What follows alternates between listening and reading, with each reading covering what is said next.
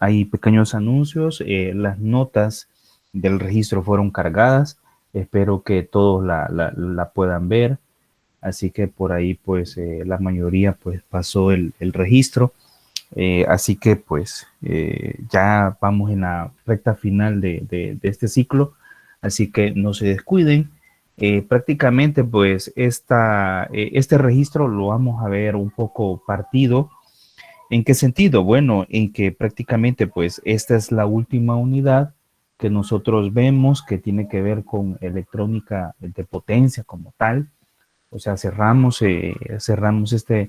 la mitad de este registro con rectificadores controlados y estaríamos viendo un par de conceptos o un par de temas relacionados a instrumentación electrónica. Sé que hay muchos de los que están acá en el auditorium que trabajan prácticamente pues con instrumentación electrónica, así que el aporte de ustedes va a ser muy provechoso, va a ser muy bueno. Entre la electrónica o la instrumentación electrónica que tenemos que ver, pues obviamente tienen que ver con sensores capacitivos, sensores inductivos, RTDs, termocuplas. Bueno, los termocuplas son los mismos termopares. Tenemos que ver también otros componentes que tienen que ver con instrumentación electrónica y hay un hecho importante y es que para la instrumentación electrónica es básico poder trabajar con amplificadores operacionales, que entiendo que es el último tema que se alcanza a ver en electrónica 2, así que les voy a pedir que le den una lectura a las configuraciones de los amplificadores operacionales, si es inversor, si es no inversor, si es sumador, si es integrador y si es derivador, porque básicamente pues ese va a ser nuestro caballito de batalla para poder acondicionar las distintas señales eléctricas que vamos a percibir de los transductores, ¿sí? O en este caso pues de los componentes que nos van a servir para medir temperaturas, para medir caudales, para medir niveles, llenado de tanque, en fin, todo lo que tenga que ver con instrumentación electrónica. Bueno, dando paso ya como tal al contenido que tenemos ahora, pues vamos a proyectar el documento que ustedes recibieron el día de ahora por la tarde, que es la presentación con la que vamos a arrancar la unidad número 4. Si alguien revisa el, el programa de la materia, se darán cuenta que hay una unidad que tiene que ver con los UJTs y los PUT. Esos elementos no los vamos a ver por una sencilla razón. Primero, obviamente, pues ya no tenemos mucho tiempo como para poderlos abordar. Y lo otro es que en cierta medida, pues hubo una parte del examen parcial del registro anterior que se evaluó precisamente, pues, circuitos con redes de disparo donde se utilizaban los UJT. O sea que prácticamente, pues, ya hay un previo de esos componentes, más no así de los PUT, pero hay una discusión de por medio que sí se hizo. Entonces, por eso no vamos a abordar a mayor detalle la unidad que corresponde o que correspondía a los UJT y los PUT. Entonces, obviamos ese contenido y nos vamos a mover, como les decía, prácticamente en estas tres clases que se vienen con los rectificadores de potencia controlados. Hay una clase que se la voy a hacer grabada, tengo que hacerlo sí o sí, porque no voy a alcanzar a salir con el contenido de instrumentación electrónica, así que tengo que hacer el espacio para hacerles la grabación, pero básicamente pues creería que sería la parte final de rectificadores de potencia controlados, que serían los rectificadores trifásicos. Así que, bueno, comencemos ya a hablar un poco sobre este tema. Básicamente, como ustedes lo leen en la introducción, eh, Hay una diferencia marcada cuando comenzamos a hablar de los rectificadores, ¿sí? Si nos remontamos un poco en el tiempo, más o menos allá en el mes de enero, cuando comenzamos a hablar sobre los rectificadores de potencia, hay un hecho que inevitable que sale a la luz y no solo tiene que ver con los rectificadores de media onda y de onda completa que se miran en microelectrónica o en electrónica uno, pero también nosotros acá en la materia como tal, en electrónica de potencia, eh, el fenómeno es el mismo y es que cuando tenemos rectificadores no controlados, ¿sí? eh, justamente como su nombre o su etiqueta en el libro texto que tenemos lo remarca, es que básicamente nosotros no tenemos un control sobre el nivel de tensión rectificado que vamos a percibir en la carga, ¿sí?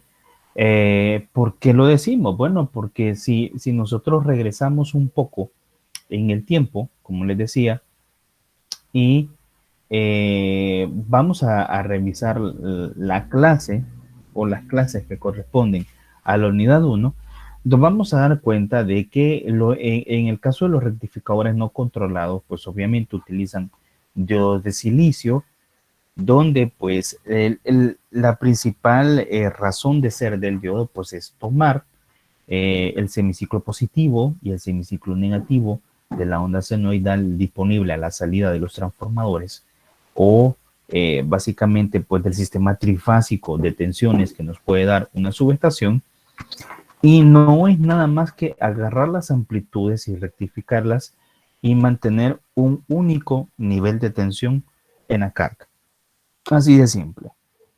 Luego de eso, pues vienen los circuitos tipo filtro que lo que buscan es que tengamos una cierta amplitud de rizo, un cierto voltaje rizado en la carga, pero eso ya tiene que ver más con otros componentes asociados al bloque rectificador. Pero en esencia, no tenemos un control de tensión en los rectificadores no controlados o dicho de otra manera, en los rectificadores a base de diodos. Entonces, ¿de quién dependía el nivel de tensión a ser rectificado y a ser utilizado en la carga? Bueno, pues obviamente el nivel de tensión está en función de el transformador o de la subestación. Así de simple.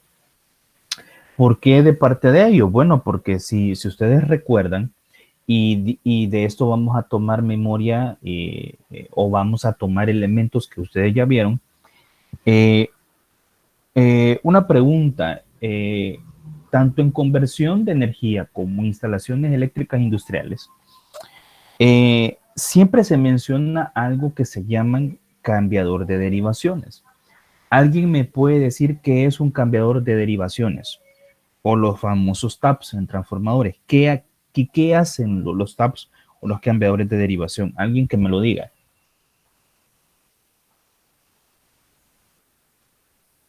Modifica la relación de transformación Ok, y eso los niveles de tensión, ¿a qué se traduce? en una variación de voltaje según el porcentaje del TAP. Excelente respuesta, excelente respuesta. Por ahí me dicen algo en el chat. Cambiar los valores de tensión, excelente. Así de simple, eso es lo que tenemos que tener sumamente claro, ¿sí? O sea, la única manera en que nosotros podemos cambiar el nivel de tensión en un rectificador a base de diodos, eh, obviamente, pues es haciendo uso de los cambiadores de derivación, ¿sí? Obviamente ya sabemos que previo al rectificador a base de diodos, pues obviamente vamos a tener un transformador monofásico, podemos tener también una subestación donde pues nosotros necesitemos cambiar las posiciones de las derivaciones, ¿sí?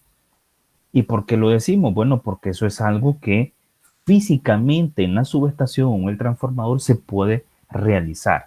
Esa es la única manera que tenemos para cambiar la amplitud de la onda senoidal rectificada. Así de simple. Ahora bien, ¿Qué pasa ahora con los rectificadores controlados? Recuerden que obviamente el elemento que vamos a utilizar ahora o los elementos que vamos a utilizar ahora para llevar a cabo nuestro acometido, pues es básicamente los tiristores que ya vimos, ¿sí? O sea, podemos tener tiristores unidireccionales, ¿sí? Que en este caso, obviamente, vamos a tener los SCRs, o podemos tener los TRIAC, ¿sí? Que es otro tiristor, pero es bidireccional. Entonces, ¿cuál es la complejidad ahora entre un escenario como este y un escenario como este? Bueno, la complejidad ya no radica en el punto de vista de el cambiador de derivaciones, ¿sí? O sea, acá el control de la amplitud de la señal rectificada depende exclusivamente por medios mecánicos, como lo es el cambiador de derivaciones en el transformador, ¿sí? En cambio acá, la dificultad ya no radica en el cambiador de derivaciones. De hecho, ahí se tendría que quedar estático. Si estamos hablando de transformadores tipo distribución, los tres cambiadores de derivaciones deberían de estar en la posición 3, que es el 100% de la tensión. Eso no va a cambiar. Pero ahora, si bien es cierto, no estamos modificando la amplitud de la onda senoidal por medios mecánicos, pero sí vamos a poder modificar el nivel de tensión en la carga por medio de redes de disparo, que obviamente vimos un par de redes de disparo bastante simples por ahí, que no necesitaban mayor problema que tener bien claro básicamente pues cómo opera una red de RC, cómo puede ser utilizada una red de disparo por realimentación de tensión, que obviamente es utilizando los UJTs.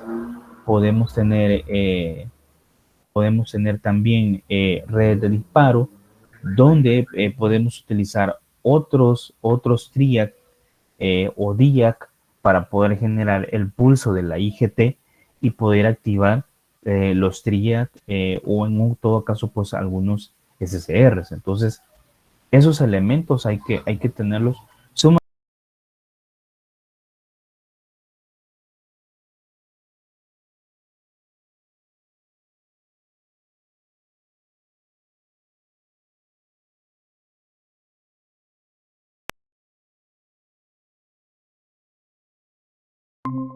rectificadores controlados, por así decirlo. Bueno, el caso más reciente que nosotros podemos ver y que basta con que nosotros accedamos a bases de datos de fabricantes, pues es básicamente los arrancadores de estado sólido para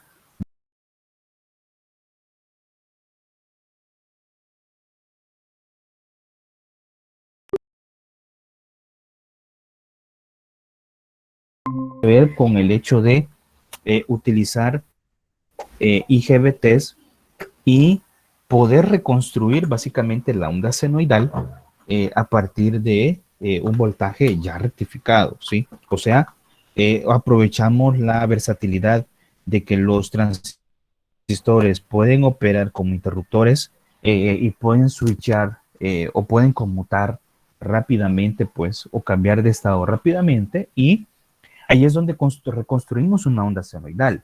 Pero en el caso de arrancadores de estado sólido o soft starter para motores trifásicos, ahí lo que hacemos pues es básicamente modificar gradualmente la amplitud que necesitamos inyectar a nuestro motor trifásico, ¿sí?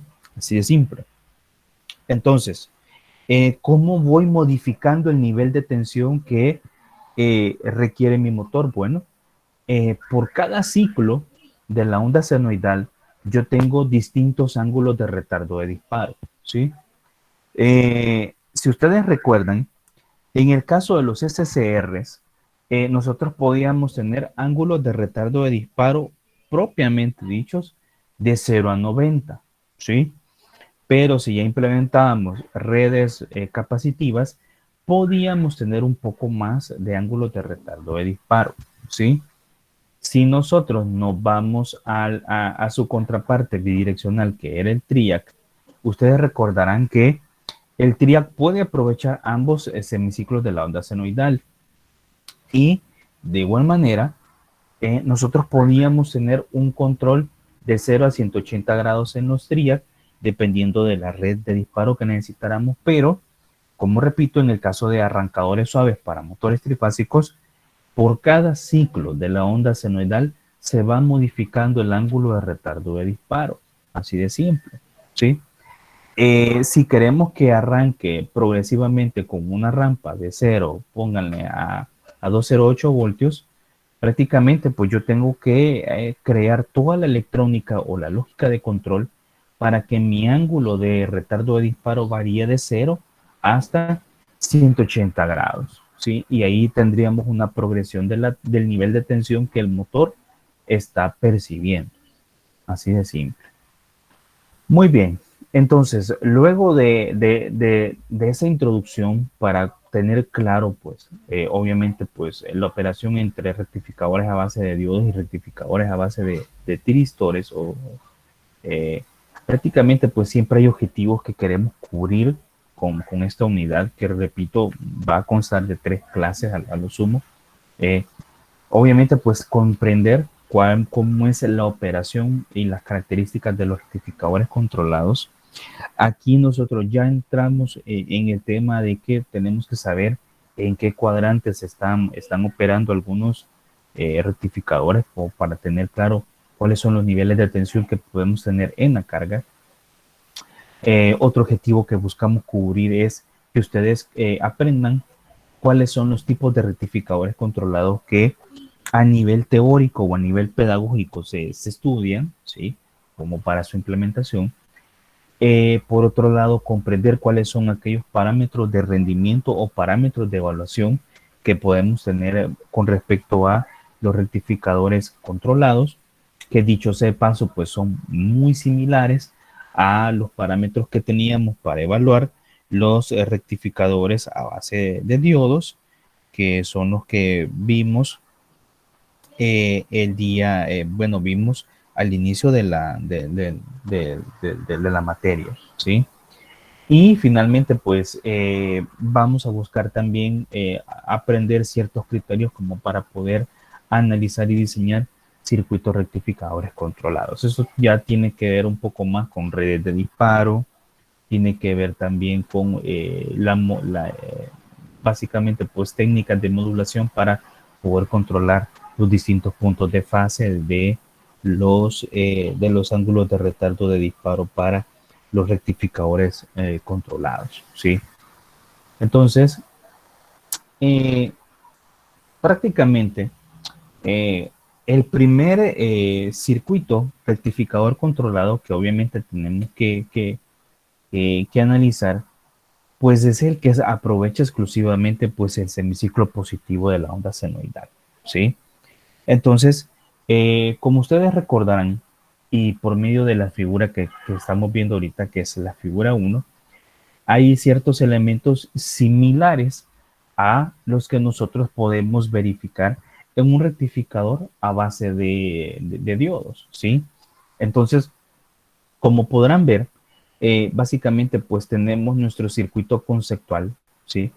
Que va a explicar a grosso modo cómo opera un rectificador controlado por fase, donde nuevamente pues podemos tener un transformador como lo tenemos acá con su voltaje primario, voltaje secundario, ¿sí?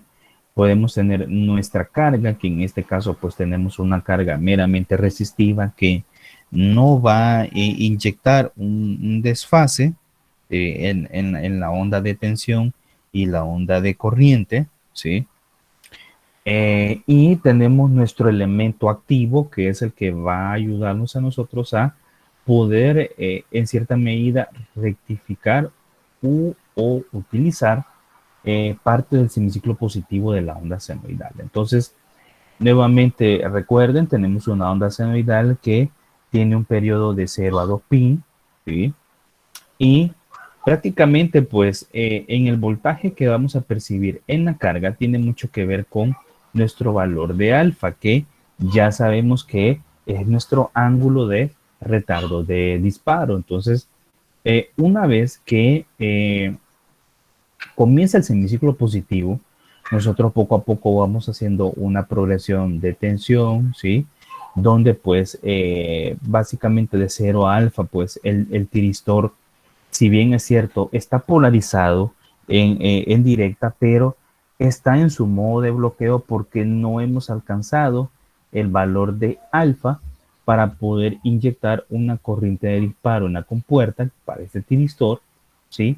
Pero una vez nosotros alcanzamos el ángulo de retardo de disparo en base a la red que hemos diseñado, pues obviamente el tiristor se activa, en este caso el SCR se activa, cierra sus contactos de potencia, ¿sí? Y básicamente pues nosotros podemos percibir o podemos medir el nivel de tensión en la carga, que sería pues de alfa hasta pi, ¿sí? Así de simple. Por ser una carga resistiva, lo que nosotros estamos viendo en la figura, recordemos algo, y es que básicamente pues la corriente de carga o la corriente en la carga pues siempre va a ser positiva. Basta con que tomemos el valor promedio de la señal de tensión entre 0, entre alfa y pi, y obviamente pues tenemos el voltaje promedio acá, lo dividimos entre la carga o el valor resistivo de R y vamos a obtener la corriente de carga, ¿sí?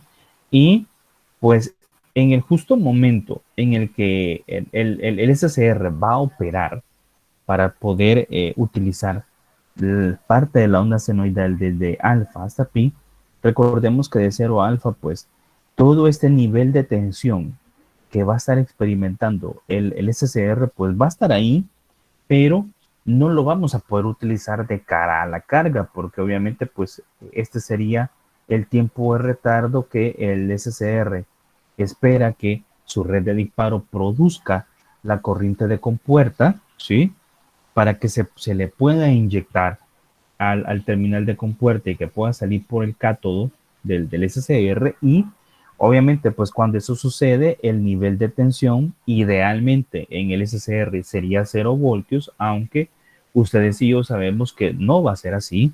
Vamos a tener una cierta caída de potencial por la resistencia interna del SCR, y pues obviamente pues el nivel de tensión de la onda senoidal de pi hasta 2pi no lo utilizaríamos porque básicamente pues este es un tiristor unidireccional que solo estamos aprovechando pues parte del semiciclo positivo para poder tener obviamente pues tensión en la carga y obviamente pues una corriente en la carga, así de simple. Y en el caso de los rectificadores controlados, pues nosotros siempre vamos a encontrar una figura que apoye lo que estamos tratando de decir en cuanto a lo que la carga va a estar experimentando, ¿sí? En función de lo que nosotros tenemos por ahí, ¿sí? Que en este caso pues sería exclusivamente pues tensión como tal, ¿sí? Que sería pues una tensión de carácter meramente pues positiva, ¿sí?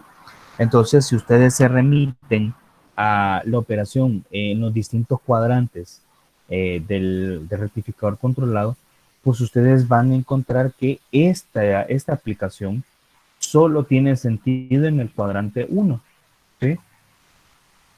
Permítanme un momento. Regálenme un momentito, permítanme.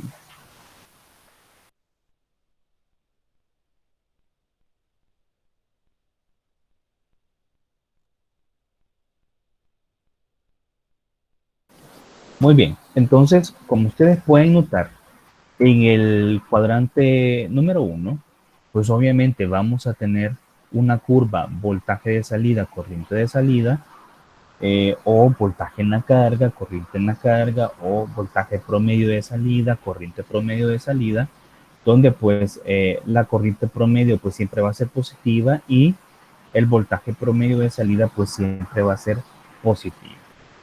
No sé si sobre este circuito hay alguna pregunta o alguna duda.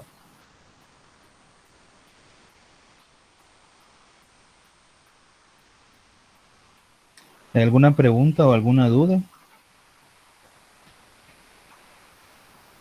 No, ingeniero. Ok, magnífico.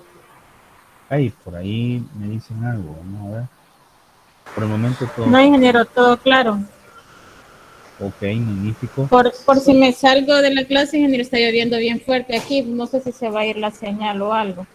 Miren, lo más probable es que hayan cortes de energía, no se preocupen. Inclusive aquí donde yo vivo también está lloviendo, así que por si en algún dado momento pues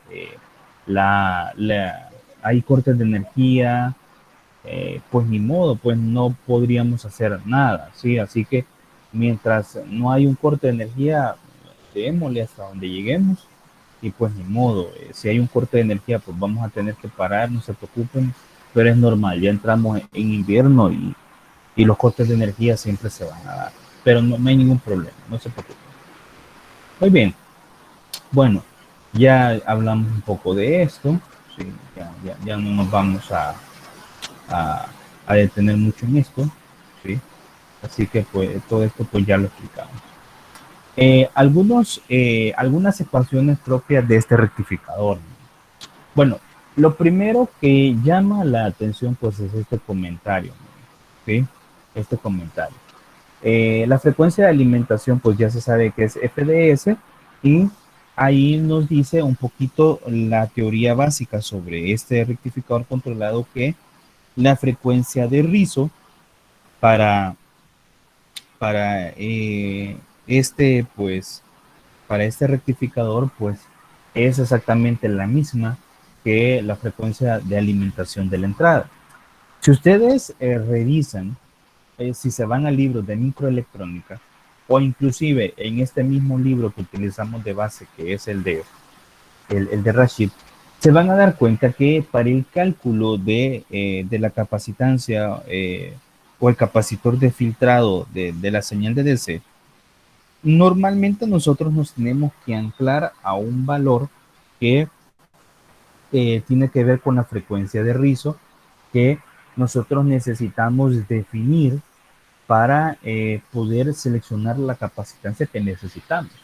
Entonces, eh, para efectos de diseño de este tipo de rectificadores, que dicho sea de paso, solo se enseña de manera conceptual para comprender la operación, más no así para una aplicación real, eh, la frecuencia de rizo se considera la misma frecuencia de alimentación de la entrada, que en este caso serían 60 Hz. Entonces, dependiendo de esa frecuencia y dependiendo del voltaje de rizo que nosotros necesitemos a la salida, pues ya con esos parámetros podemos comenzar a hacer los primeros diseños preliminares del circuito.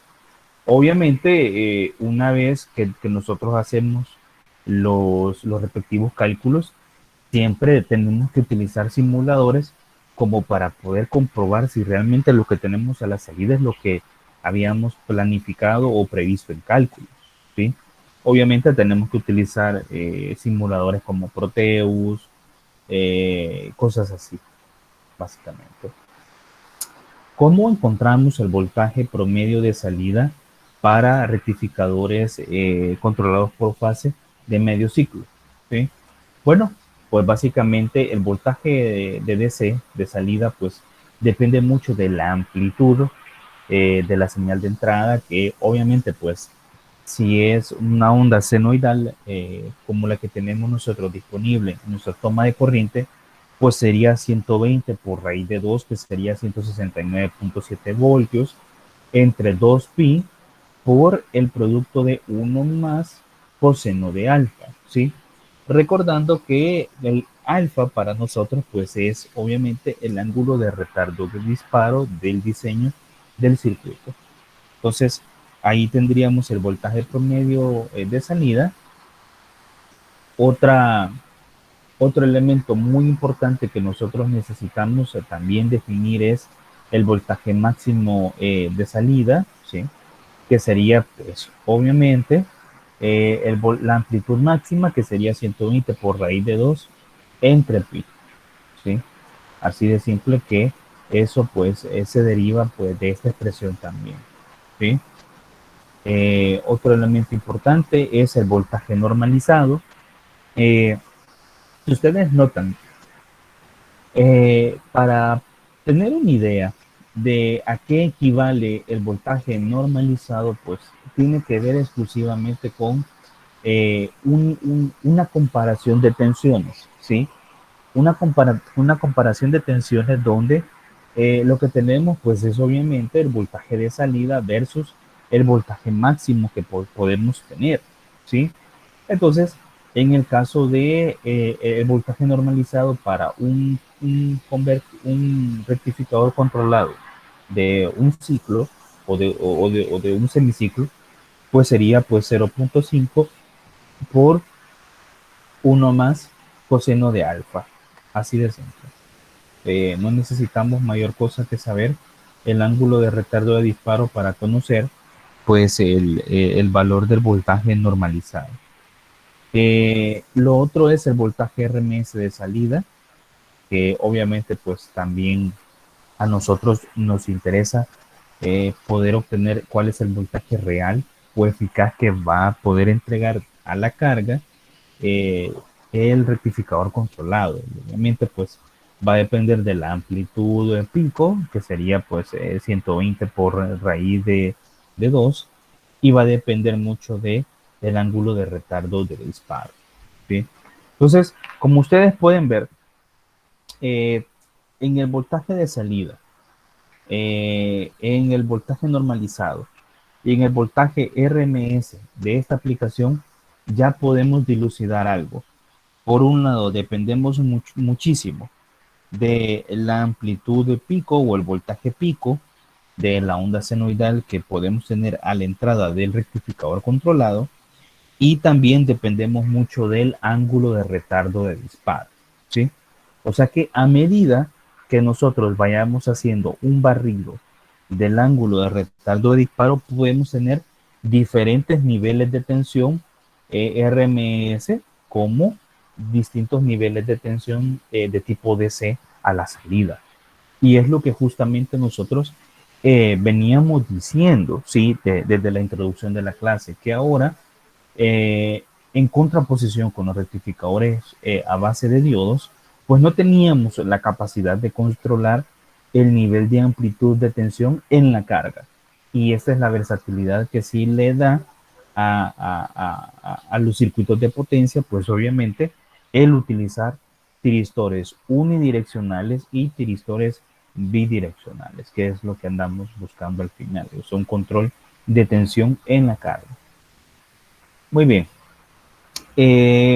Ya para ir cerrando la discusión de esta aplicación inicial, pues hay siempre pequeños elementos como a ser considerados para una secuencia de disparo.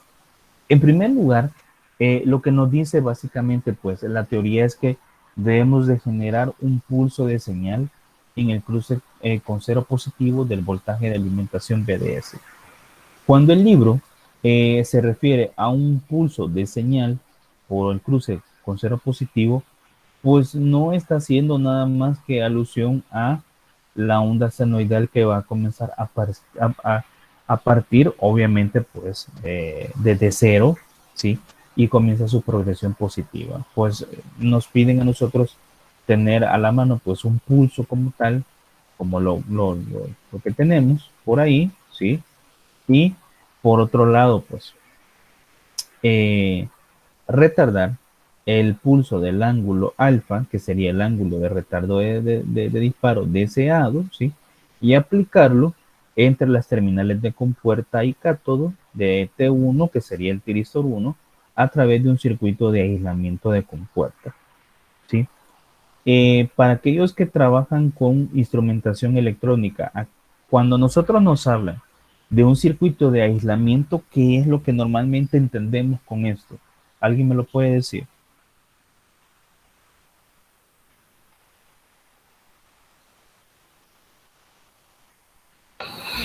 Que hay que Podría tener. ser un transformador de acoplamiento. Puede ser un transformador de acoplamiento o un transformador de relación uno a uno. Perfecto.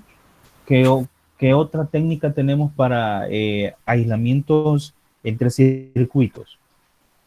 Optoelectrónica. Transistores. Puede ser optoelectrónica, transistores, digamos que también, pero normalmente con los transistores lo que siempre se aprovecha es obviamente pues los pulsos en los colectores o en o en los terminales de drenaje, ¿sí? Pero lo más usual a nivel de teoría básica es obviamente utilizar optoacopladores, normalmente también transformadores de relación uno a uno, que son transformadores de aislamiento. También se suele utilizar, que digamos que son los elementos más simples a la hora de hablar de aislamiento por compuerta. Eh, También en algunos casos se pueden utilizar diodos en reversa sí, diodos en reversa o en algunos casos pues también se suele utilizar configuraciones de diodos como recortadores, ¿sí? Para limitar las tensiones un poco. Maneras hay muchas, como repito, la idea digamos es tener un poco más o menos claro cómo podemos aislar el pulso de compuerta. La mayoría de circuitos suele utilizar bastante los autoacopladores, pero eso tiene que ver más con un tema de espacio, ¿sí? O con un tema sí, un tema de espacio en la placa como tal. No es lo mismo el espacio que va a utilizar un autoacoplador como el que va a utilizar pues un transformador de aislamiento, ¿sí? Es bastante simple. Eh, ¿A dónde pueden encontrar ustedes este tipo de circuitos? Si quieren un ejemplo bastante puntual, por así decirlo. Bueno, para aquellos que han trabajado con fuentes de alimentación conmutadas, ¿sí? Que son las típicas que se suelen ver en antiguos televisores de tipo CRT, también en las fuentes que se utilizan en las computadoras de escritorio.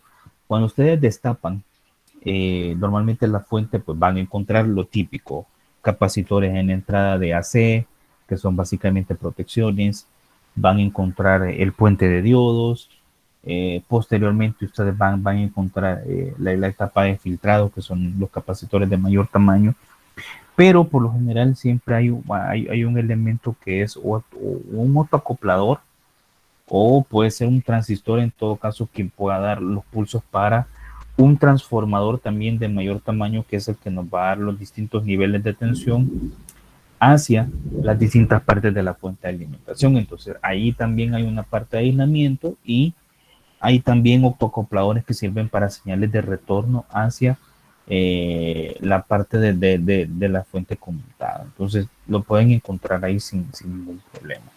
Pero básicamente pues nos piden que utilicemos una manera o una técnica para poder inyectar la corriente de compuerta IGT, pero obviamente pues teniendo la precaución de aislar la compuerta del thyristor. ¿Por qué necesitamos aislarla? Bueno, básicamente por una sencilla razón. Recordemos que en este tipo de circuitos lo que vamos a tener es un SCR, ¿sí? Entonces, si nosotros mantenemos demasiado el pulso de corriente en la compuerta, nosotros también podemos propiciar una operación errónea por parte del SCR. O sea, si estamos inyectando corriente IGT en la compuerta del SCR, indirectamente estamos propiciando una caída de potencial entre compuerta y cátodo. Entonces, si lo vemos a nivel de microelectrónica, estamos reduciendo la capacidad de la corriente de cátodo, de ánodo a cátodo, o la corriente anódica en todo caso. Entonces, una vez que nosotros damos el pulso, el circuito de aislamiento de compuerta no debe permitir que un segundo pulso de corriente, ¿sí? En la compuerta, sino que todo aquello que esté previo a la compuerta del SCR, pues debe de ser bloqueado para que no tengamos una caída de potencial entre ánodo y cátodo del SCR. Y eso tiene que ver más a un rendimiento del semiconductor como tal. No sé si sobre esto hay alguna pregunta o alguna duda, o hay algo que no quedó tan claro.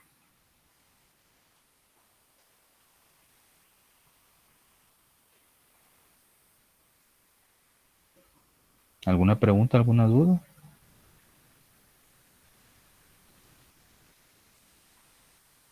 Ok, bueno, entonces, si no hay preguntas, continuamos. Por aquí, nosotros les dejamos una nota, ¿sí? Y era que básicamente, pues, como este circuito no tiene una aplicación industrial como tal, sino que a partir del circuito que vamos a estudiar en este momento comienza una aplicación real, yo les decía la semana pasada en el chat que nosotros nos estamos apoyando en el libro de electrónica de potencia de Rashid y que ustedes podían comenzar a hacer la lectura del capítulo para que fueran más o menos empapándose de algunos elementos. Entonces, les queda de tarea que vayan a ver el desarrollo del ejemplo 10.1 del libro texto que estamos utilizando.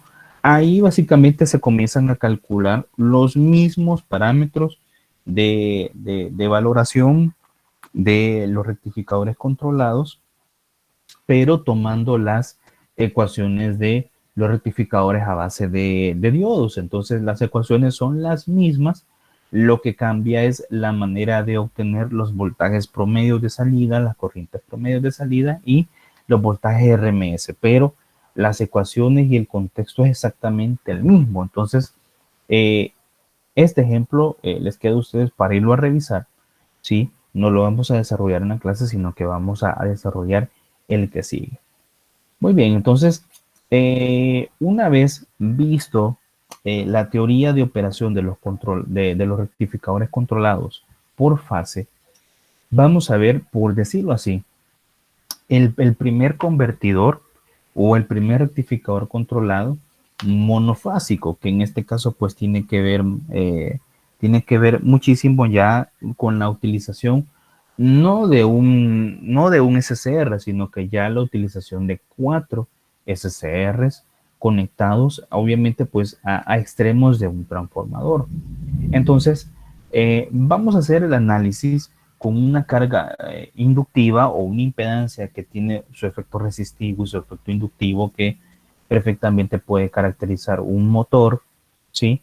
Y vamos a ver qué es lo que pasa con las formas de onda a la salida y qué es lo que sucede con las señales cuando ya se comienza a percibir la utilización de los diferentes ciclos de la onda senoidal en base a los ángulos de retardos de disparo. Entonces, aquí tenemos la figura número 2, que es el convertidor monofásico completo, ¿sí?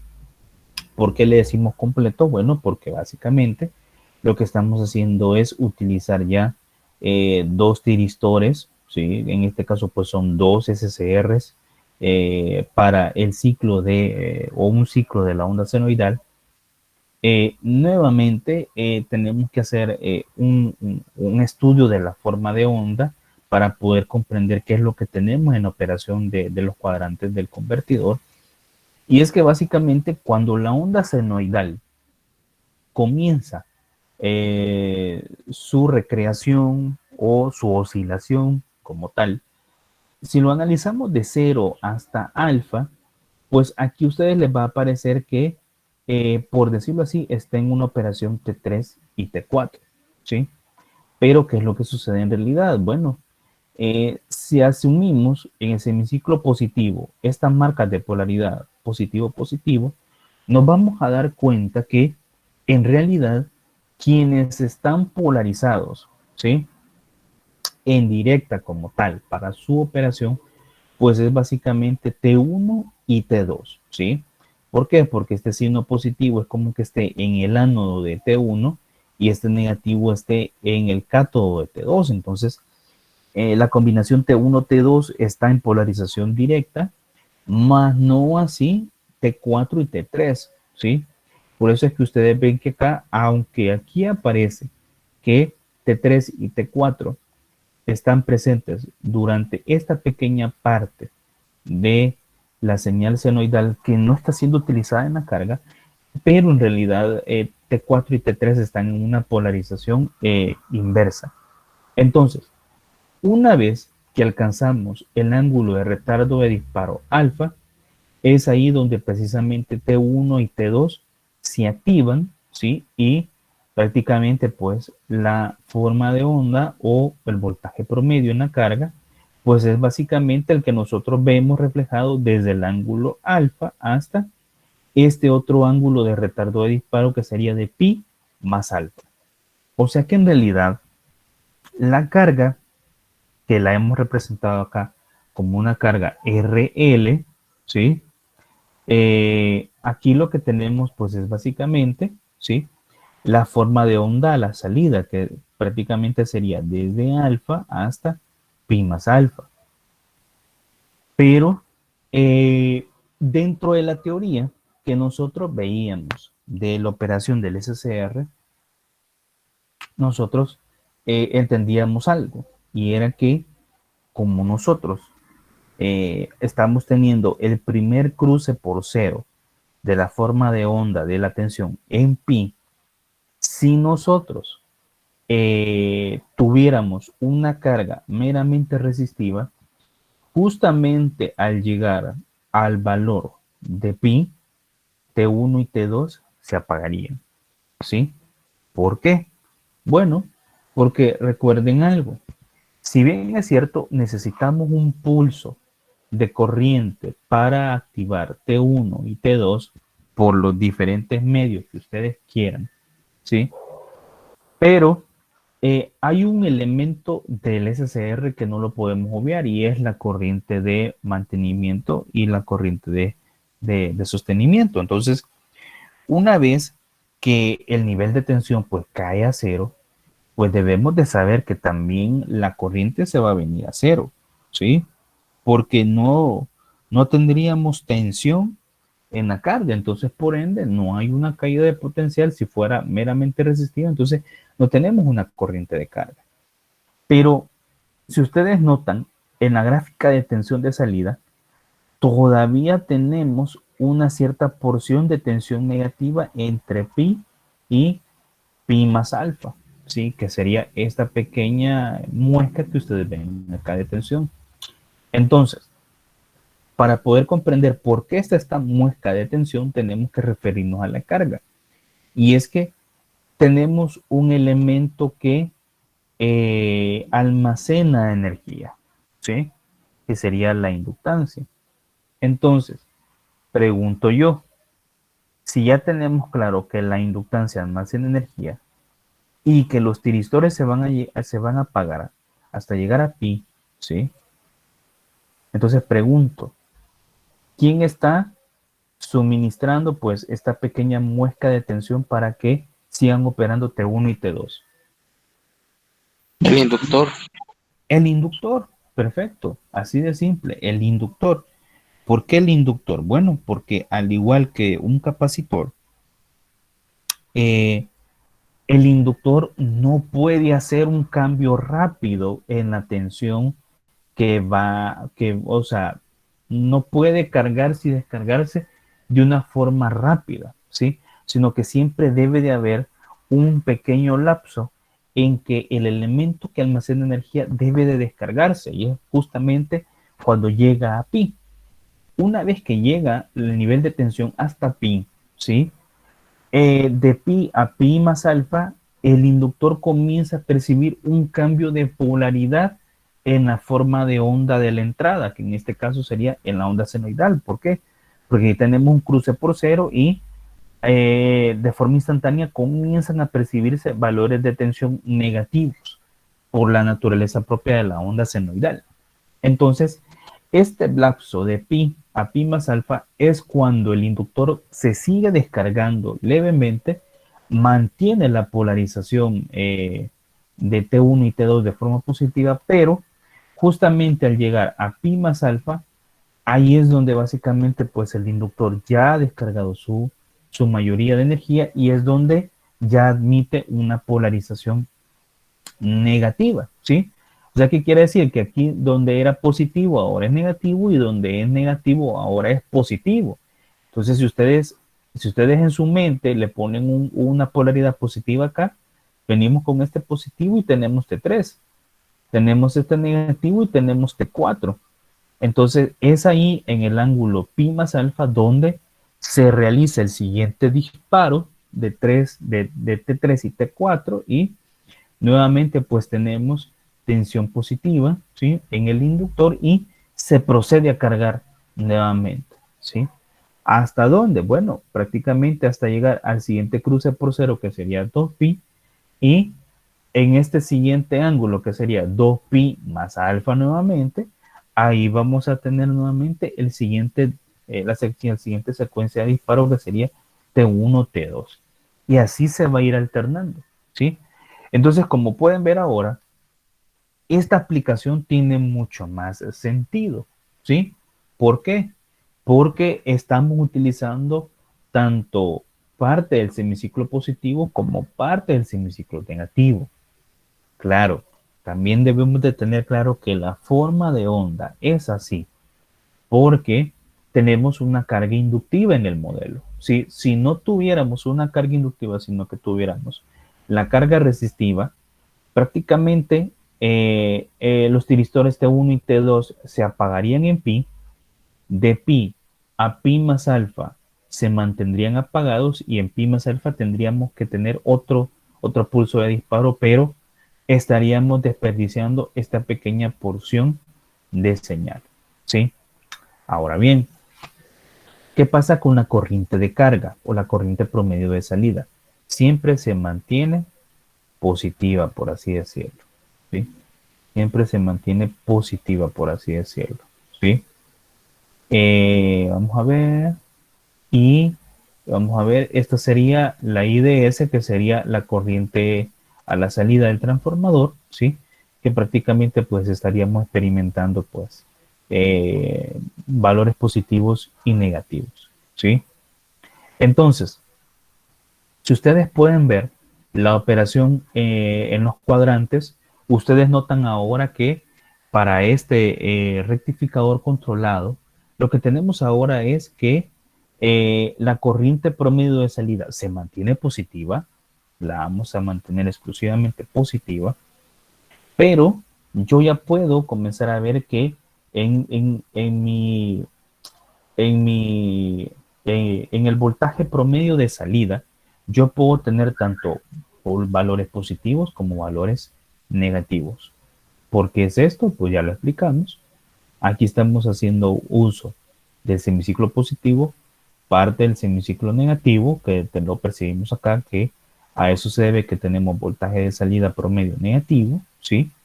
Y repito, la corriente de salida pues siempre tiene una única dirección que sería una corriente de DC totalmente positiva, ¿sí?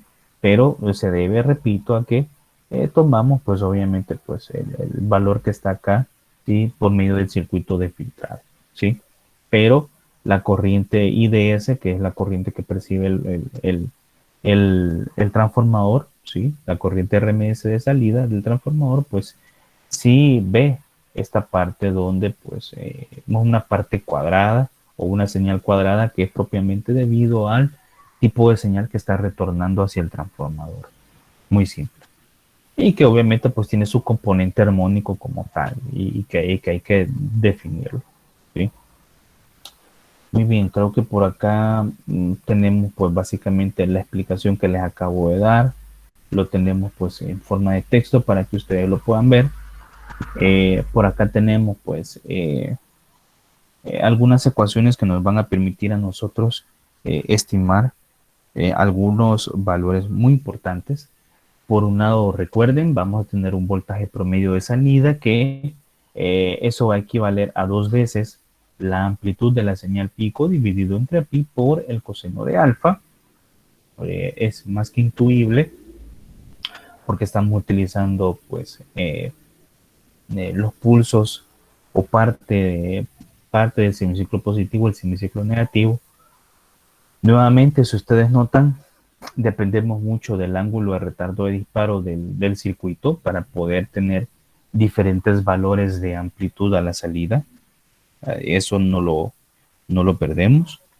Tenemos el voltaje promedio máximo de salida, que esto equivaldría a un ángulo de retardo de disparo de cero, ¿sí? O sea, estaríamos aprovechando todo el semiciclo positivo. Por eso es que tenemos el voltaje promedio máximo de salida, que sería 2 veces la amplitud pico entre pi. Bastante simple. Y el voltaje normalizado, que para nosotros pues es el valor de la onda, el voltaje normalizado, que sería el coseno del ángulo del retardo de disparo, ¿sí? Que eso prácticamente equivaldría a nuestro voltaje normalizado. Y finalmente pues tendríamos el voltaje RMS de salida, que es exactamente el voltaje provisto por el secundario del transformador, ¿sí? Que serían en términos generales lo que nosotros tenemos para esta aplicación, ¿sí? Muy bien, y finalmente pues la bibliografía, que tiene que ver con electrónica de potencia, circuitos, dispositivos y aplicaciones de la tercera edición de Rashid, ¿sí? Así de simple. Bueno, no sé si sobre esta aplicación hay alguna pregunta o alguna duda, o hay algo que no quedó claro. No tengo una duda, ingeniero. Dime. Con respecto al cuando habla de voltaje normalizado, ¿a qué se refiere? Mira, normalmente para este tipo de aplicaciones vamos a definir el voltaje normalizado como una medida o de comparación que tiene que ver más con el nivel el BCD, que sería el voltaje promedio de salida, y tiene que ver también con el voltaje máximo en DC. Entonces, solo es una referencia para ver cuánto se desvía el voltaje, por decirlo así, el voltaje de DC máximo con respecto al voltaje promedio de salida. Solo es una medida de dispersión, por así decirlo. Esto es algo muy similar como cuando calculábamos la regulación de voltaje en transformadores en conversión de energía. No sé si eso lo vieron conmigo o si lo terminaron viendo con el ingeniero, se me ha ido el nombre de este ingeniero, quiero ver, Carmona. el ingeniero Carmona. Yo creo que lo tuvieron que haber visto conmigo en las primeras clases, pero Sí, pues esto es algo muy similar, ¿sí? O sea, es una medida de cuánto se dispersa el voltaje de DC con respecto al voltaje máximo, nada más. Pero no es un criterio o no es algo que te defina si la operación de rectificador es o no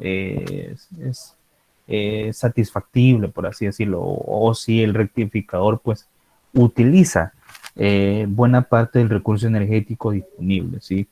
Para poder evaluar eso, pues definitivamente nos vamos siempre por el cálculo de la eficiencia del transformador, bueno, el cálculo de eficiencia del rectificador, perdón, en función de sus factores armónicos y cosas así, pero solo, repito, es una medida de dispersión nada más, eso es lo único.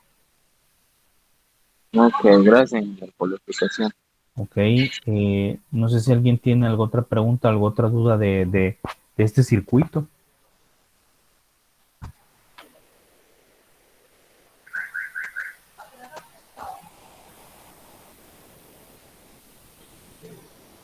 ¿Alguna otra duda?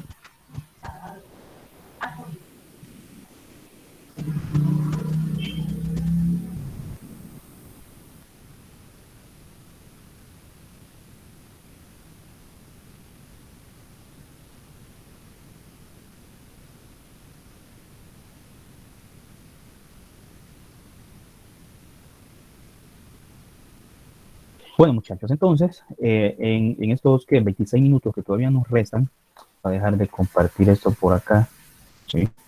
En estos minutos que nos restan, vamos a comenzar a ver un pequeño ejemplo que tenemos que desarrollar. Solo regálenme un momento que tengo que arreglar algo por acá para que le podamos meter mano. Porque definitivamente, pues no, ¿cómo les puedo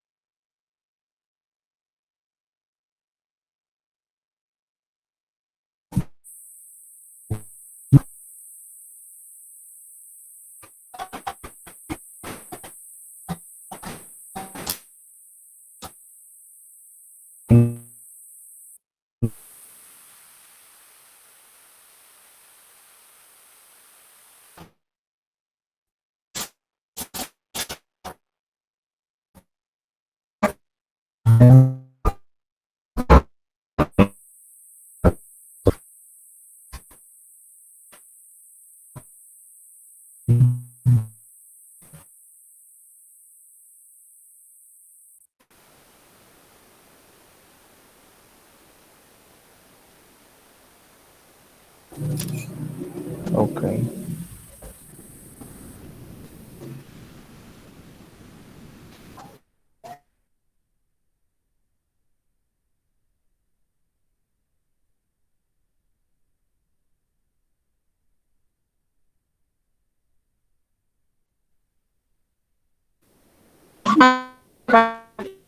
Y, pero, pues, dice,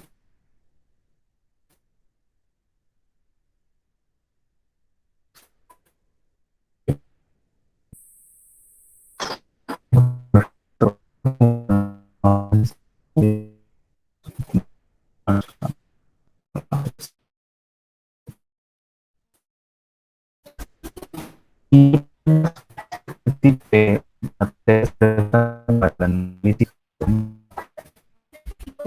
bueno, yo el grueso de la materia como tal, pero buena parte de una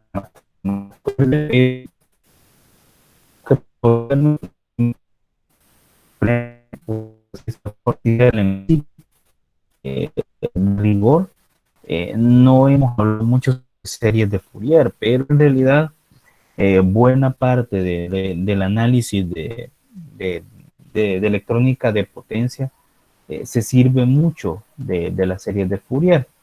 ¿Por qué se los digo? Bueno, no sé si están viendo el documento que dice ejemplo 10.2, que por cierto lo acabamos de hacer. No sé si lo están viendo. Sí. Ok.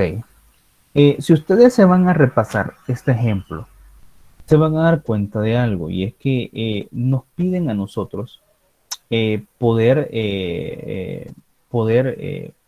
determinar, por así decirlo, en primer lugar, pues expresar la corriente de salida, o perdón, la corriente de entrada, ¿sí? del rectificador de potencia monofásico por medio de una serie de Fourier, ¿sí?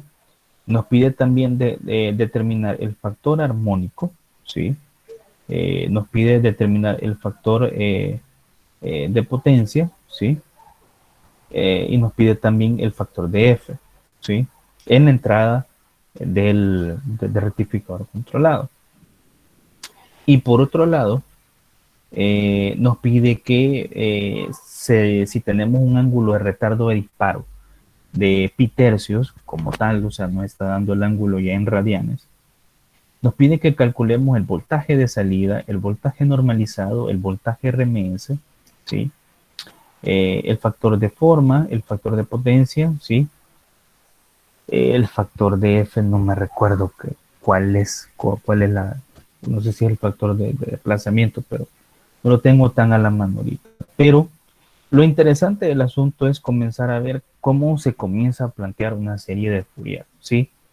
No me voy a detener a explicar mucho, pero si ustedes recuerdan un poco de lo que se veía en Matemática 5, donde formalmente se presentan las series de Fourier, ustedes recordarán que la serie de Fourier se compone de los elementos o los coeficientes A sub 0, A sub n, B sub n, y la serie de Fourier lo que buscan es reconstruir una determinada forma de onda haciendo uso de cosenos y senos, ¿sí? Que, por decirlo así, pues esta forma de la serie de Fourier es la forma rectangular, por así decirlo. Entonces, comenzamos a plantear los coeficientes A sub 0, que tiene que ver con la toma de un periodo de 1 hasta 2 pi, donde tenemos presencia de la forma senoidal, que sería desde alfa hasta 2 pi alfa. Entonces, prácticamente, pues, a eso le inyectamos el valor de la corriente I de S de t por el diferencial de omega de t, y si hacemos el análisis matemático, que no lo vamos a mostrar, resulta que el coeficiente A sub 0 pues es 0. Normalmente en ingeniería eléctrica al coeficiente A sub 0 de la serie de Fourier se la conoce como el componente de DC de la señal, ¿sí? Entonces, si a mí me dice una serie de Fourier, el componente A sub 0 o el coeficiente A sub 0 de esta forma o de esta serie de Fourier, que corresponde al componente de DC, me dice que es 0, tiene toda la lógica del mundo que sea 0 si estoy analizando el punto en la entrada del rectificador, ¿sí? Tiene todo el sentido del mundo, ¿sí? Luego, tengo que comenzar a calcular el coeficiente A sub n, que aquí se plantea siempre donde se toma la mitad del periodo, que sería 1 entre pi, perdón. Los límites de integración serían desde alfa a 2 pi alfa, y tenemos el valor de, o la expresión de la forma del coeficiente A sub n, que sería la I de S por el coseno de n de omega de t por el diferencial de omega de t. Si ustedes resuelven la expresión, se van a dar cuenta que el coeficiente A sub 0 tiene una expresión simplificada que es menos 4 por IA, ¿sí? Entre n de pi por el seno de n de alfa, ¿sí? Pero esta expresión tiene sentido solo en los armónicos de orden impar, ¿sí? Que sería 1, 3 y 5. O sea, este coeficiente solo se va a ver presente en las armónicas de orden impar. Para armónicas de orden par, el valor del coeficiente A sub n es 0. Y finalmente, pues se analiza el coeficiente B sub n, y de igual manera llegamos al valor de que es 4 veces I sub A entre n de pi por coseno de n de alfa, donde esto va a tener valor siempre y cuando tengamos las armónicas 1, 3 y 5 en adelante, que serían armónicas impares, y valdrá 0 para los valores de los armónicos pares. Entonces, una vez que nosotros ya tenemos las distintas expresiones para la serie de Fourier de la corriente, nosotros ya podemos construir una serie de Fourier para la corriente que sería la I de S igual a la sumatoria de los armónicos impares a partir de 1, 3 y 5 hasta infinito de la raíz cuadrada de 2 por la I de n por el seno de n de omega de t más phi de n. ¿Sí? Que eso es un arreglo que normalmente se hace ahí porque hemos encontrado nada más el coeficiente. Pero el coeficiente debemos de ingresarlo acá en la expresión general de la corriente en el secundario del grafo, donde se nos dice que el phi de n pues es la tangente inversa de a sub n entre b de n, que eso equivale a menos n de alfa, ¿sí? Entonces, si nosotros encontramos el valor RMS de esta expresión, que prácticamente pues se resume en esa, nos dice que la corriente RMS en la enésima armónica de entrada corresponde a 2 por raíz de 2 por la corriente de A entre n de pi, ¿sí? Entonces, ¿por qué me he traído toda esta expresión? ¿Sí? ¿O por qué me he traído todo este extracto del libro? Bueno, porque básicamente me sirve a mí para comprender cómo es que llego hasta el valor de la corriente RMS, de la corriente de entrada, ¿sí? Porque si no, tendríamos que invertir muchísimo tiempo en desarrollar cada una de las expresiones que están acá, ¿sí? Y obviamente, pues si ustedes quieren representar la forma de onda, basta con que tomen esta expresión, la programen en MATLAB, ¿sí? O sea, que ustedes hagan la programación para que se grafique y, por decirles algo, imagínense que ustedes quisieran 1000 armónicos. En 1000 armónicos ustedes comenzarían a ver cómo es la reproducción de la forma de onda, ¿sí? Pero, repito, eso lo vamos a dejar para otra promoción. Ustedes se van a ir por el camino fácil, ¿sí? Entonces, ¿qué es lo primero que tenemos que hacer nosotros, sí? Encontrando, ¿sí? La corriente RMS, ¿sí? Del componente fundamental, ¿sí? Entonces, ¿cuál es el componente fundamental? Bueno, normalmente es cuando el armónico es igual a 1, ¿sí? Y eso equivale a 60 hercios, ¿sí? Eso equivale a 60 hercios, ¿sí? Así de simple. Entonces, si n vale 1, ¿sí? Y la frecuencia del armónico fundamental es 60 hercios, ¿sí? En realidad, yo lo que tengo ahora, pues, es esto, ¿sí? Entonces acá vamos a insertar un inline, ¿sí? Y yo lo que voy a decir es que voy a querer la corriente RMS de salida en el componente fundamental, ¿sí? Que para nosotros se convierte en 2 por la raíz de 2, ¿sí? 2 por la raíz de 2 multiplicado por la corriente I sub A dividido entre el valor de pi. Entonces, ahí yo tengo mi componente o mi corriente RMS fundamental, ¿sí? Así de simple, ¿sí? Entonces, ahora lo que yo tengo que hacer es encontrar la corriente RMS, ¿sí? De la entrada, ¿sí? O sea, prácticamente la corriente I sub A tiene que ver muchísimo con la corriente que vamos a estar percibiendo en el rectificador como tal de potencia, ¿sí? Vamos a ver, y estar por acá.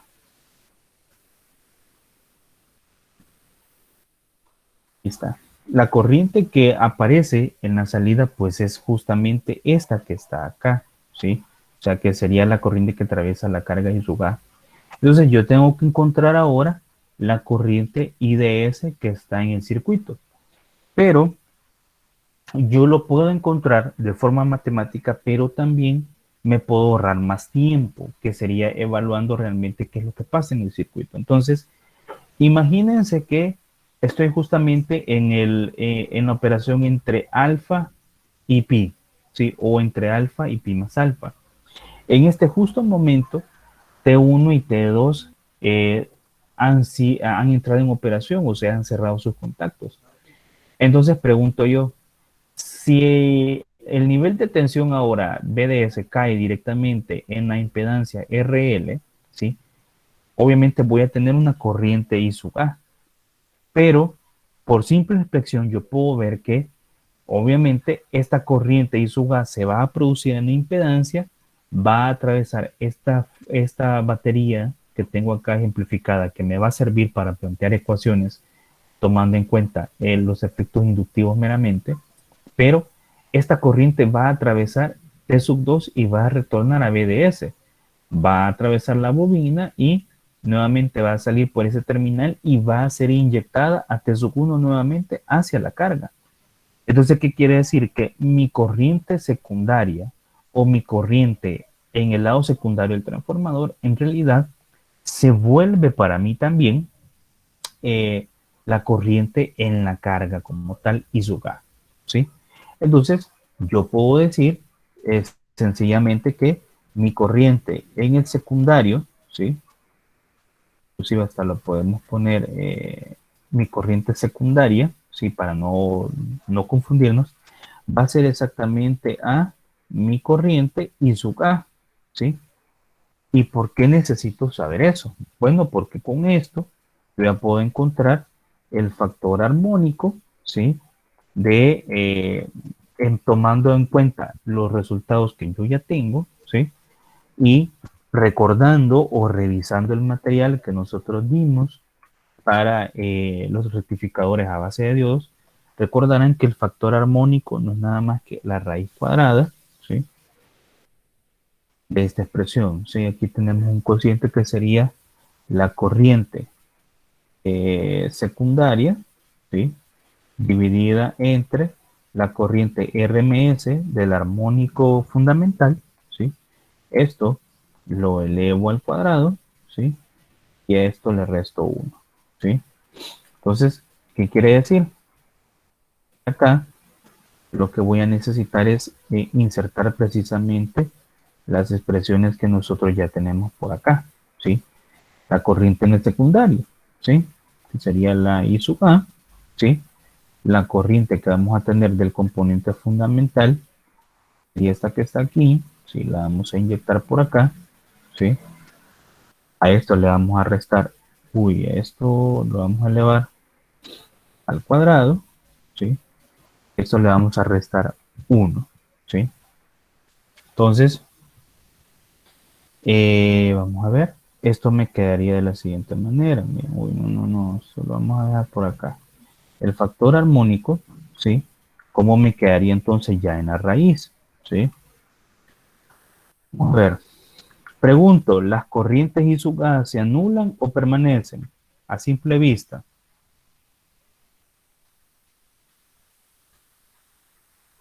Hola, hola.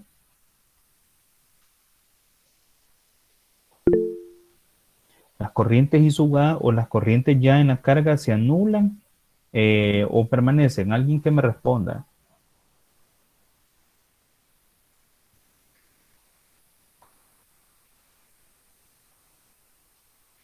¡Ey! Se me durmieron. ¿Qué pasó? Se durmieron. Bueno. Bueno, Permanecen, ingeniero. permanecen. No, para nada. Se anulan. Acuérdense de algo, ¿sí? Eh, ¿Cuál es el denominador de esta expresión? ¿Cuál es el denominador? Cuéntenme.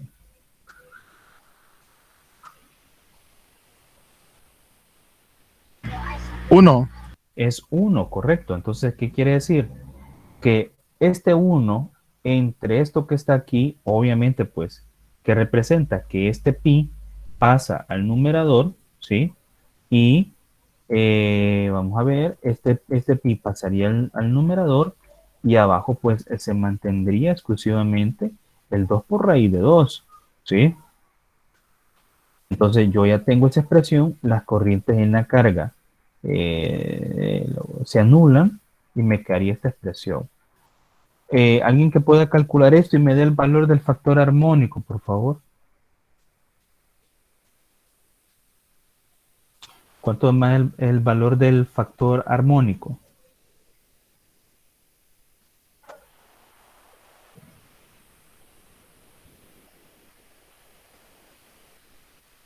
¿Cuánto me da?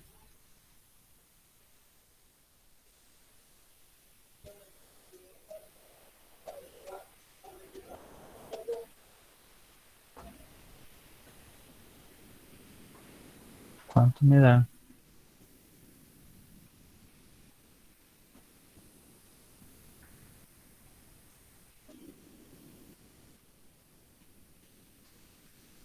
Se me durmieron otra vez. ¿Qué pasó? ¿Cuánto da el factor Ya, armónico? hija, no estoy calculando, permítame.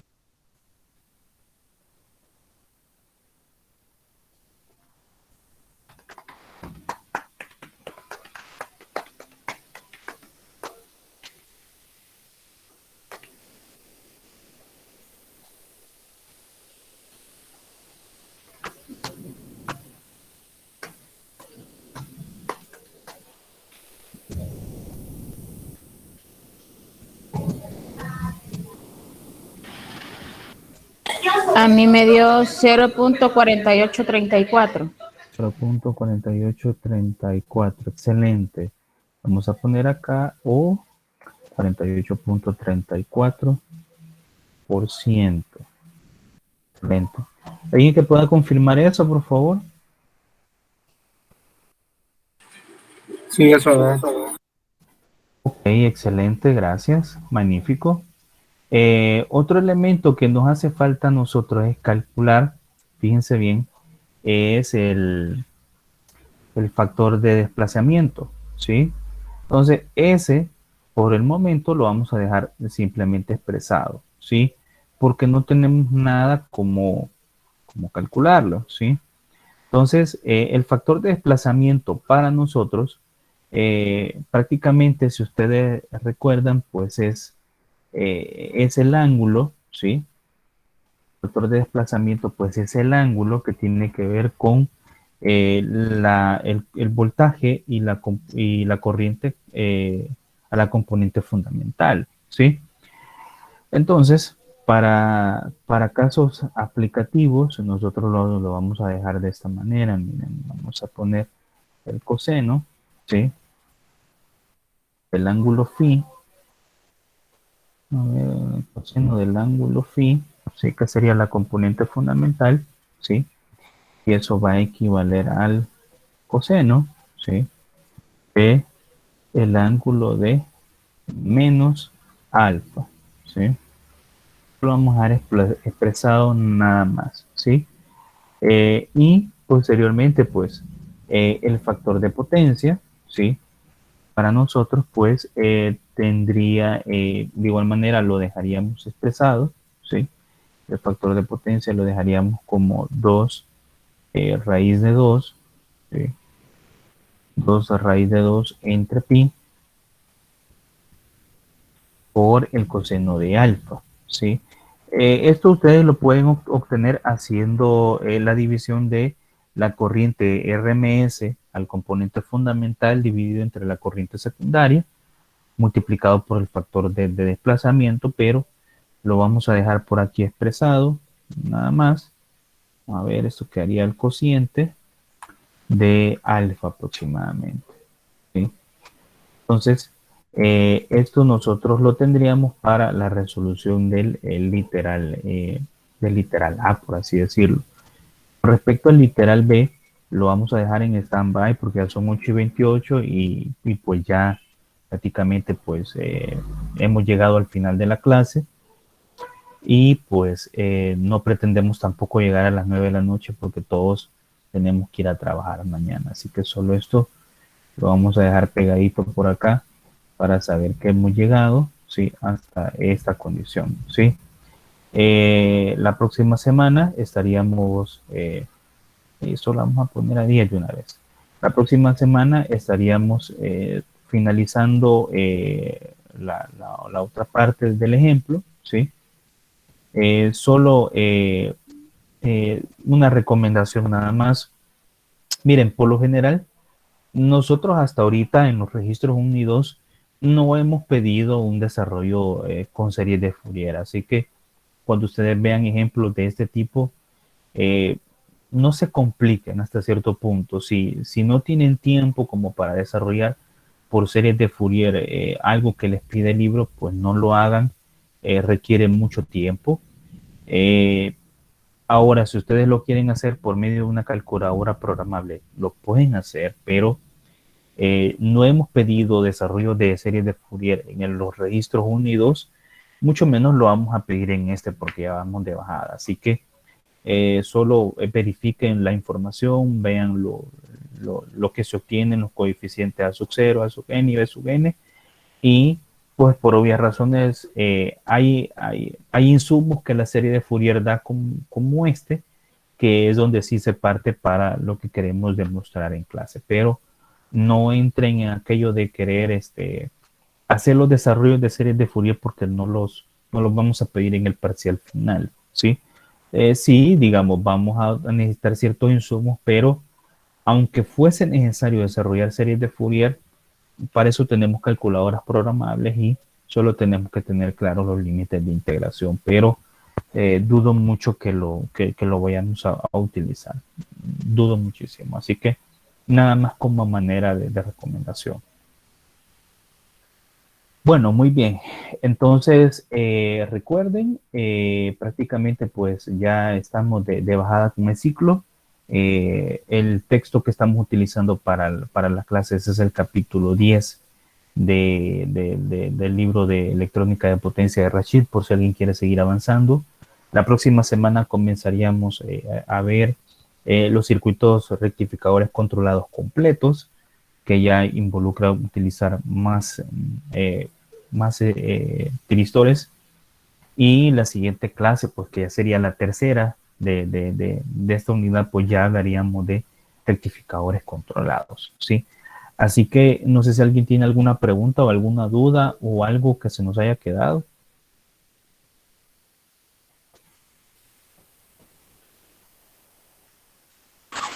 Todo claro, ingeniero. Gracias. Ok, magnífico. Bueno, entonces, si no hay nada más, pues les deseo una feliz noche. Nuevamente, gracias por la comprensión. Obviamente, pues el tráfico ya está más complicado. Así que nada más agradecerles por su atención, por la puntualidad y nos escuchamos en la siguiente clase. Así que descansen y que tengan una feliz noche.